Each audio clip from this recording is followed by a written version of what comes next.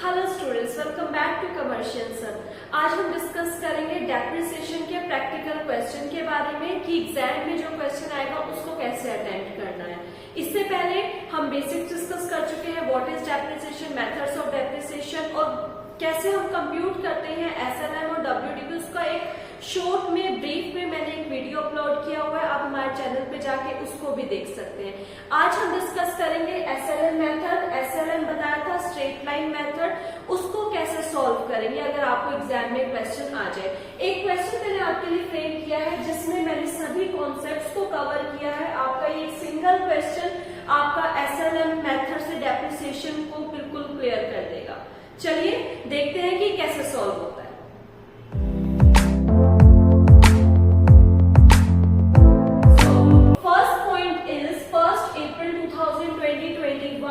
को आपने बोट की है एक machine that is ₹1 lakh. 1 lakh की आपने मशीन को क्या किया है, खरीदा है, जिसपे इंस्टॉलेशन चार्जेस थे आपके 50,000 के। हमने पहले 11th में जो आपके जर्नल थे उसमें डिस्कस किया हुआ है कि जो भी मशीनरी परचेज करते टाइम, परचेज के टाइम जितने भी एक्सपेंस होते हैं वो मशीनरी की वैल्यू में एड ऑन होते हैं, उसको हम कैपिटल नेचर का एक्सपेंस ही कंसीडर करते हैं, ना कि रेवेन्यू एक्सपेंडिचर। ठीक है, इसीलिए उसी को ध्यान में रखते हैं जब आप मशीनरी को बोट कर रहे हो तो उस पर इंस्टॉलेशन 50,000 चार्ज आया है, तो आप मशीन की वैल्यू जो दिखाओगे वो 1 लाख नहीं दिखाओगे, 1 लाख प्लस 50,000 दैट इज 1,50,000 आप यहाँ पे लेजर में शो करोगे। सेकेंड पॉइंट कहता है 1 अक्टूबर को एक अनदर मशीन खरीदी है 50,000 की। कब खरीदी है? 2022 मतलब नेक्स्ट ईयर में। वो उसका ट्रीटमेंट हम नेक्स्ट ईयर में करेंगे। नेक्स्ट आपका 30 सितंबर 2023 अगले साल हमने एक मशीन को सेल आउट करे, सेल अ मशीन कॉस्टिंग 60,000। हम सोचे कि अभी तक हमने 60,000 की कोई मशीन परचेज तो की नहीं, हमने कैसे सेल आउट कर दी। आगे कह रहा है परचेज ऑन 1 अप्रैल 2021। जो आपने यहाँ पर परचेज की थी उसमें से 60,000 की कॉस्ट की मशीन आपने सेल आउट कर दी। ये जो कॉन्सेप्ट है ये वो है जब part of machinery sell out हो रही होती है। ठीक है, वो समझेंगे कि कैसे कंप्यूट किया जाएगा, कितने में सेल आउट की है, 70,000 में। नेक्स्ट आपका बोला है रेट ऑफ डेप्रिसिएशन 10% लगेगा, मेथड लगेगा एसएलएम और 3 इयर्स का आपको कंप्यूट करना है। एसएलएम हमें पता है स्ट्रेट लाइन मेथड, तो सबसे पहले ये क्लियर होना चाहिए कि रेट कितना है, दूसरा मेथड कौन सा है। मेथड है आपका स्ट्रेट लाइन, ये चीज हमें क्लियर हो जाएगी। स्ट्रेट लाइन में हर साल सेम डेप्रिसिएशन लगेगा, अमाउंट जो है जो एक इनिशियल वैल्यू में लगा है डेप्रिसिएशन वही अमाउंट आपका हर साल लगेगा। चलिए देखते हैं कैसे इसको सॉल्व करेंगे। तो जब भी मशीनरी की वैल्यू इंक्रीज होती है हम उसको कहां पे शो करते हैं, डेबिट साइड। तो जब आपने मशीन परचेज करी होगी तो मशीनरी रेस हो जाएगी, तो हम डेबिट साइड पे पोस्ट करेंगे। ईयर कौन सा आपका 2021, डेट आपकी रहेगी 1 अप्रैल। तो ना मशीन परचेज कर रहे हो, मशीन जब परचेज करते हो तो कैश रिड्यूस होता है या बैंक रिड्यूस होता है। तो हम मान के चलो बैंक के थ्रू सारी ट्रांजेक्शन्स की हैं, तो मैं यहाँ पर लिखूंगी टू बैंक अकाउंट। ठीक है, यहाँ बिगर कॉलम में ये भी शो कर सकते हो 1 लाख प्लस 50,000 कौन से हुए, इंस्टॉलेशन चार्जेस, और यहाँ पे आपने लिख दिया 1,50,000। क्लियर। नेक्स्ट, इस साल हमने कोई भी मशीनरी परचेज नहीं की, ना ही सेल किया, तो सिर्फ इस साल हमने सिर्फ एक ही मशीनरी परचेज की, तो मेरे पास इस साल एक ही मशीन है, तो मैं इसी पे ही डेप्रिसिएशन चार्ज करूंगी। और डेप्रिसिएशन का रेट क्या है, 10%, और कौन सा मेथड लग रहा है, स्ट्रेट लाइन।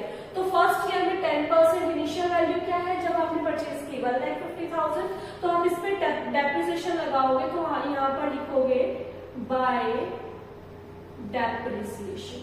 ठीक है, 1 अप्रैल टू 31 मार्च कितने मंथ्स बनते हैं, पूरे 12 मंथ्स, तो पूरे साल का डेप्रिसिएशन लगेगा। और ये पता होना चाहिए डेप्रिसिएशन हम कब चार्ज करते हैं, 31 मार्च को, जब हम पीएनएल अकाउंट क्या कर रहे होते हैं, बंद कर रहे होते हैं। मीन्स आपके जब अकाउंट्स, फाइनेंशियल अकाउंट्स आप क्लोज कर रहे होते हो तब आप डेप चार्ज करते हो। कहां से चार्ज करते हो, पीएनएल से। तो यहाँ पे भी ऐसा जैसा कोई रिक्वायरमेंट नहीं है कि पीएनएल का कहीं यूज नहीं होगा, वो आगे आपका थर्ड मेथड है उसमें बताऊंगी मैं आपको। तो ये क्या था, 1,50,000 पे 15,000 डेप्रिसिएशन लग गया होल ईयर का। तो अब आप बैलेंसिंग कर लो कितना आएगा, जो सा ग्रेटर होता है वो हम दोनों साइड लिखते हैं। उसके बाद आप बैलेंस निकालोगे, 31 मार्च को लगेगा बाय बैलेंस सीडी।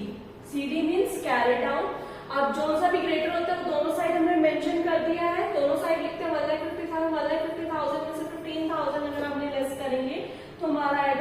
1,35,000। फाइन, इसको अब नेक्स्ट ईयर बैलेंसिंग लेकर आओगे, जो बैलेंस सीडी है इसको इधर लेकर आओगे बैलेंस बीडी में 2020-22 में। कब आएगा ये? 1 अप्रैल को हमारा बैलेंस बनेगा। यहां लिखोगे to balance BD brought down.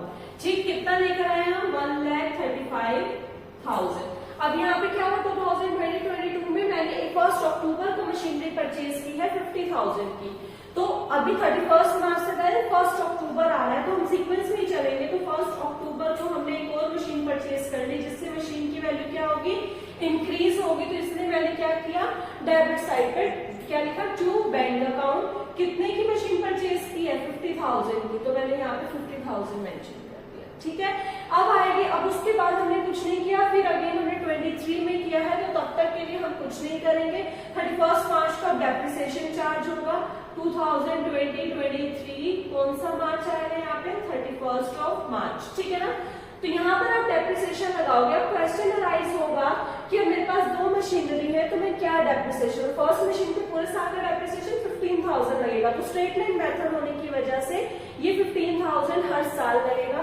तो मैं यहाँ पर लगाऊंगी ये 15,000 बाय डेप्रिसिएशन फर्स्ट मशीन। यहाँ पे मेंशन करना ताकि आपको इजी रहे। ठीक है, कितना डेप्रिसिएशन हुआ? 15,000। नेक्स्ट भी 31 मार्च को लगेगा बाय डेप्रिसिएशन। अब आपने एक और न्यू मशीन परचेज की 50,000 की, तो यहाँ पे आप लिखोगे सेकेंड मशीन। सेकेंड मशीन पे जो डेप्रिसिएशन लगेगा वो लगेगा 50,000 पे 10% की रेट से। 50,000 में 10% होता है कितना? 5,000। तो 5,000 आपका होल ईयर का, यानी कि 12 मंथ्स का। तो हमारे पास 12 मंथ्स नहीं रही मशीन, हमारे पास कब आई थी? 1 अक्टूबर को। तो 1 अक्टूबर से 31 मार्च कितना हुए? 6 मंथ्स। तो आपका जो डेप लगेगा वो हाफ डेप्रिसिएशन लगेगा, यानी कि 2,500। आप ऐसे भी इसको कैलकुलेट कर सकते हो कि अगर आपको डेप्रिसिएशन कैलकुलेट करना है तो 50,000 इंटू 10% इंटू 6/12। तो जब आप ये करोगे तो आपका आएगा 2,500। फाइन, अब इसका अगेन बैलेंसिंग करो, क्योंकि उसके बाद ना हमने कुछ परचेज किया ना ही हमने कुछ सेल आउट किया। तो अगर हम इसका टोटल करेंगे तो कितना आएगा?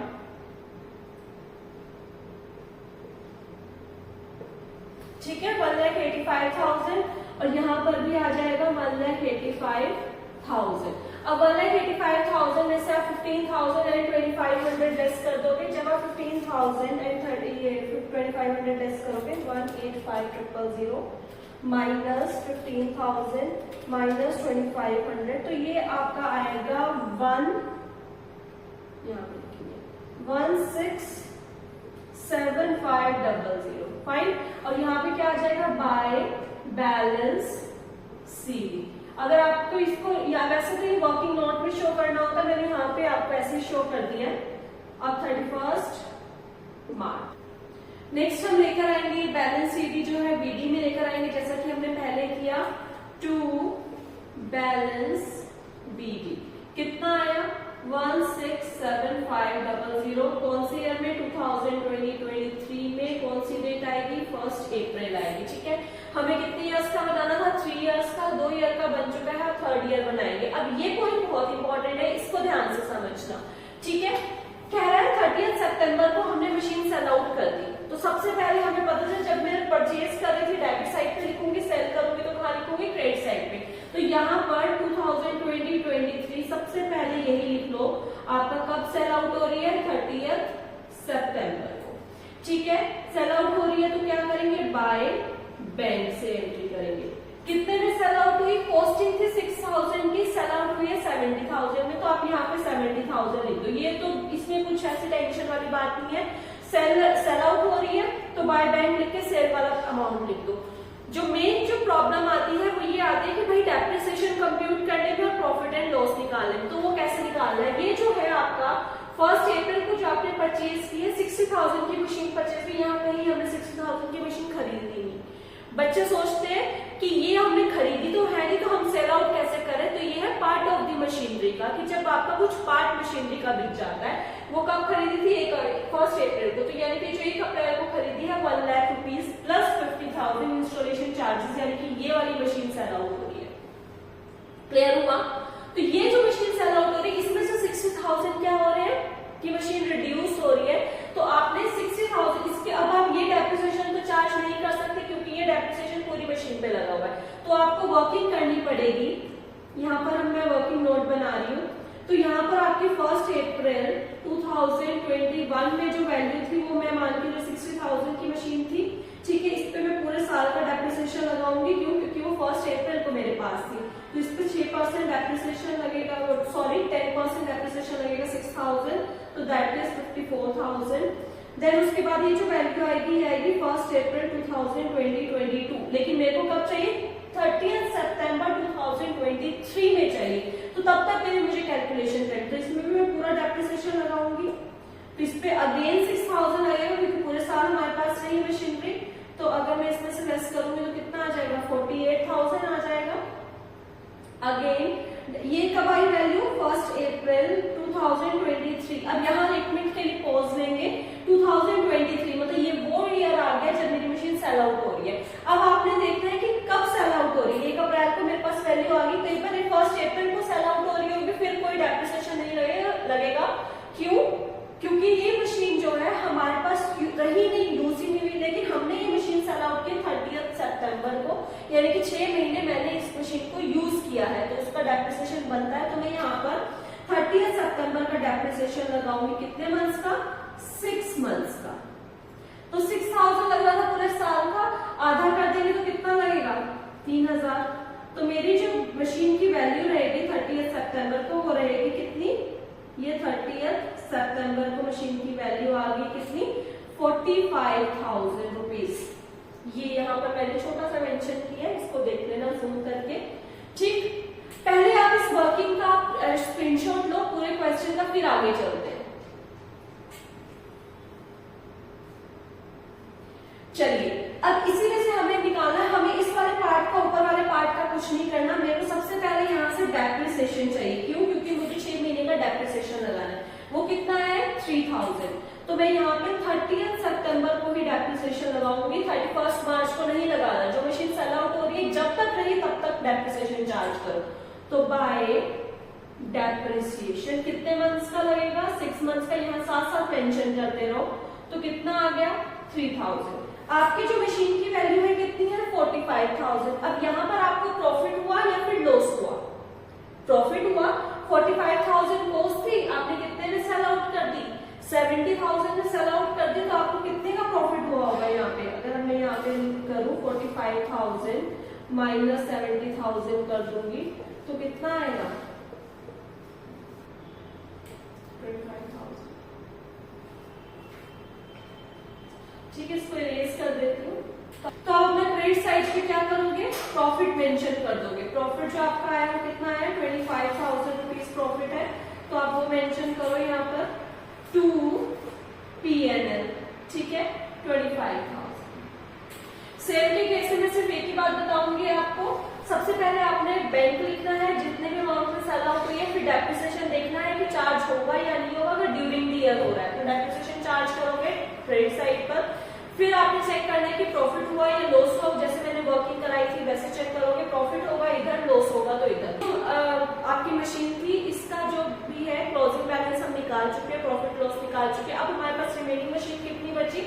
इस 1,50,000 में से 60,000 की सेल आउट हो गई है, तो कितनी बची है आपके पास? 90,000 की मशीन, और ये आपकी 50,000 की। तो अब इस पर डेप्रिसिएशन लगा लो पूरे साल का। 31 मार्च को बाय डेप लगाओगे फर्स्ट मशीन पर 90,000। अब आपका 90,000 था, 90,000 का 10% लगाओगे और आपकी 15,000 नहीं लगाओगे, तो 90,000 का 10% आपका कितना आएगा? 9,000। देन अगेन सेकेंड मशीन पे लगेगा आपका बाय डेप्रिसिएशन, सेकेंड मशीन पे लगेगा। वो आपको दोबारा कंप्यूट करने की जरूरत नहीं है। नहीं, ये 6 मंथ्स का था 2500, आपकी इनिशियल वैल्यू 50,000 थी। इस पे होल ईयर का जो लगेगा वो कितना लगेगा? 5,000। आप इसको मत मेंशन करिए, देखना है, ध्यान दे रहे कि कितने मंथ्स का। 6 मंथ्स का था, पूरे साल का आपका 5,000 रहेगा। ठीक है, बस फिर अकाउंट्स को आप क्लोज कर दो।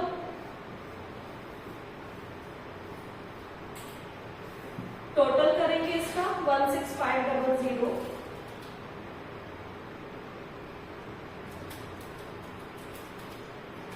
प्लस 25,000, ये आ जाएगा आपका 417500।